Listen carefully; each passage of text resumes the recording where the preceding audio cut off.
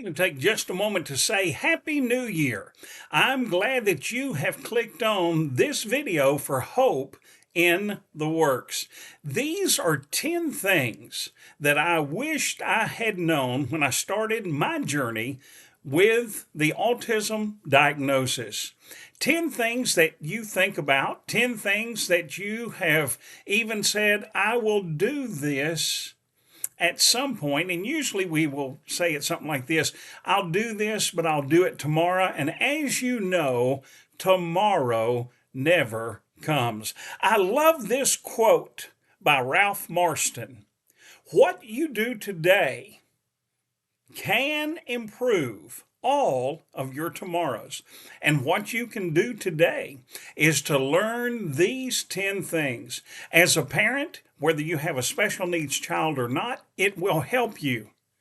But especially if you are the parent of a child with autism or some other type of special needs, you need to do these 10 things. It's imperative. Today, I'm just going to give you a list of those.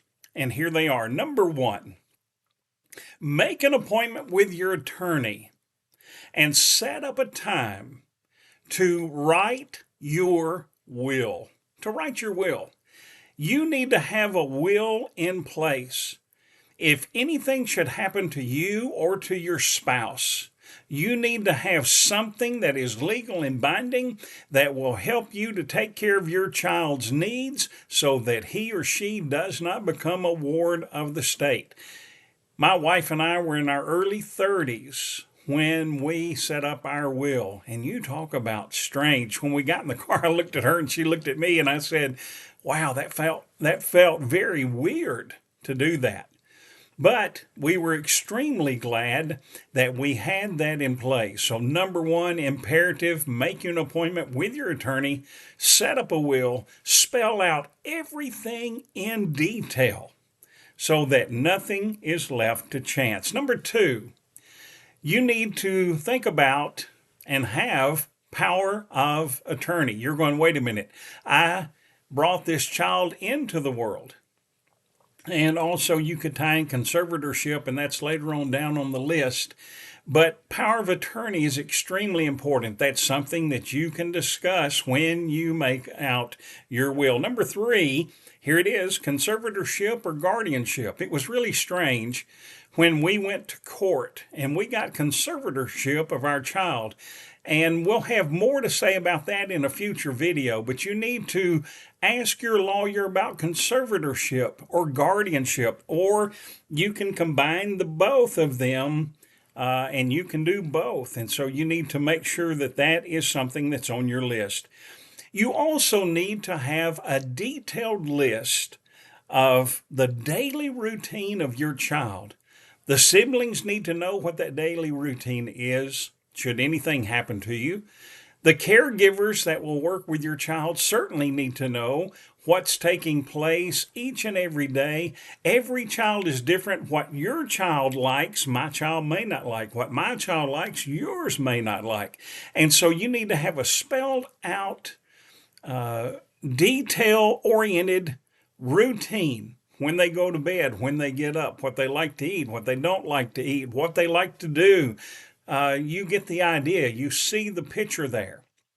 And so make sure that that detailed information is there. And certainly if you have, if they have brothers and sisters, other siblings, you need to make sure as a parent that you sit down with those siblings and go over and find detail so that they will at least have an idea of everything that you are doing for that child. Number 5. You need to have a detailed medical list. You need to have the information down. You need to have the medications that he or she is taking, the times that they're being taken, the milligrams that are being taken. You need to have the doctor's name listed there that your child is seeing so that someone can follow up after you if that is a need. Also, you need to have in there if they have allergies to any kind of medications. Certainly those things need to be listed. They need to know whether your child can take pills that are crushed up in maybe an applesauce or pudding or whatever the case may be, or if they do better with liquid medication. They need to know the detailed information of a medical list, also with those medical allergies. Number 6. What's the best way to communicate with my child who has autism? And so what works for one child is not necessarily going to work for another. So we need to be sure that we are able to communicate and to communicate effectively to our children and to potential caregivers what works best in dealing with that child. Also, you need to have on this list your bank account information. With that bank account information, you need to have your passwords. You need to take, let's say you have a guardian who's now been selected to care for your child should something happen to you. They need to go with you to the bank. They need to be introduced to the bank officials. They need to know who these individuals are so that if they should have to step in and take care of things, then they could certainly do so. But they need to have the bank account. They need to have your passwords. They just need to know all of that information. So make sure that that's on your list. Number 8, a detailed list of their favorite foods. Our daughter will eat just about anything, but one of the things that she does not like, and it's the texture, is she doesn't like oatmeal. She just doesn't like the texture of oatmeal. And sometimes children with autism are going to have those difficulties. And so whoever's feeding them needs to know the kind of foods they like. They need to know if there's any food allergies. They need to know what types of foods that can be fixed, that can best meet the nutritional needs of your child. Number 9, make duplicate copies of all of this information. You may have a lockbox at the bank. That's great. Make sure that somebody knows where the extra keys are to that lockbox. You may also have copies of your records that you have a safe at home. Make sure that people know the combination to the safe, or if it's a key lock, they need to know where the extra keys are in the event that they have to get into that safe. But make sure you have multiple copies that are fireproofed and safe so that that need can be met. And then number 10, and it's number 10 on the list, but it's probably the most important. Sit down with your family. If you have someone within your family that's going to be the executor of your will, make sure they are there. If you have somebody who is in your family that's going to have guardianship over your special needs child, maybe make sure that they are there as well. That has to be somebody that you know. It has to be somebody that you trust, somebody that you know that's going to carry out explicitly your details that you have down for your special needs children, but for all of your children. And so those individuals, make sure they're all there. Make sure you communicate with them. Go over in fine detail everything. Have a list of the people that they need to call. Here's who you call first. Here's who you call second. Here's who you call third. Here's who you call fourth. You get the idea there. Make sure you have that detailed list with the phone numbers.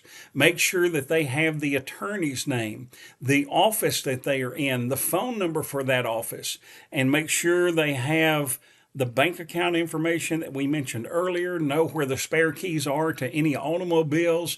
Know where the spare keys are to the safe or to the lockbox. Know where the spare keys are to the house. They need to know where all of these things are so that when something happens, that nobody's caught off guard. It's been well communicated. If you have multiple children, make sure that you make it plain.